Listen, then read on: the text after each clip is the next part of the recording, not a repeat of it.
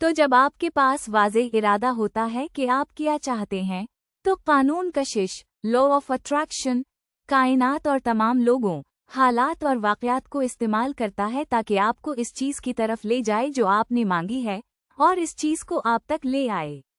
अगर आप ये समझते हैं कि सिर्फ अमल, एक्शन ही सब कुछ है, तो आपके लिए ये बहुत मुश्किल हो जाएगा कि आप तमाम लोगों, हालात और वाक़यात को कंट्रोल कर सकें ताकि आप अपनी ख्वाहिश हासिल कर सकें।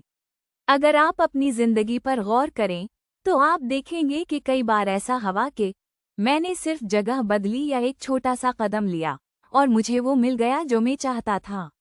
ये कहा जाता है कि सोच, थॉट, दुनिया में होने वाली हर चीज़ पैदा करती है और आपकी ज़िंदगी में भी सब कुछ सोच से बनता है। जो आप सोचते हैं वही आप हासिल करते हैं। जिस चीज़ पर आप फोकस करते हैं वही आपकी ज़िंदगी में ज़ाहिर होती है। हम हर रोज़ अपनी ज़िंदगी को खुद मैनिफेस्ट करते हैं, चाहे हमें इसका शऊर हो या ना हो। ख्यालात आते हैं, हम इन्हें तवानाई देते हैं और फिर वो हकीकत बन जाते हैं जब तक हम इन्हें किसी दूसरी मुखालिफ सोच से ख़त्म ना करें। एक उस्ताद लेस्टर लेविंसन कहा करते थे, हर एक सोच हकीकत बन जाती है। ये सुनकर मुझे हैरत हुई, क्योंकि इसका मतलब है कि ख्यालात बहुत ताकतवर हैं।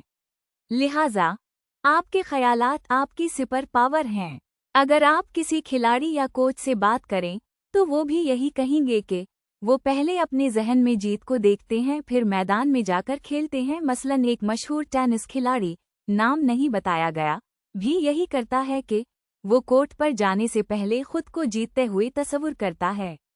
उसी तरह ओलंपिक खिलाड़ी भी मुकाबले से पहले खुद को जीतते हुए देखते हैं, फिर हकीकत में जीत हासिल करते हैं। यहाँ तक कि अपोलो प्रोग्राम के खलाबाजों ने भी चांद पर जाने से पहले अपनी महफूज वापसी को विजुअलाइज किया था।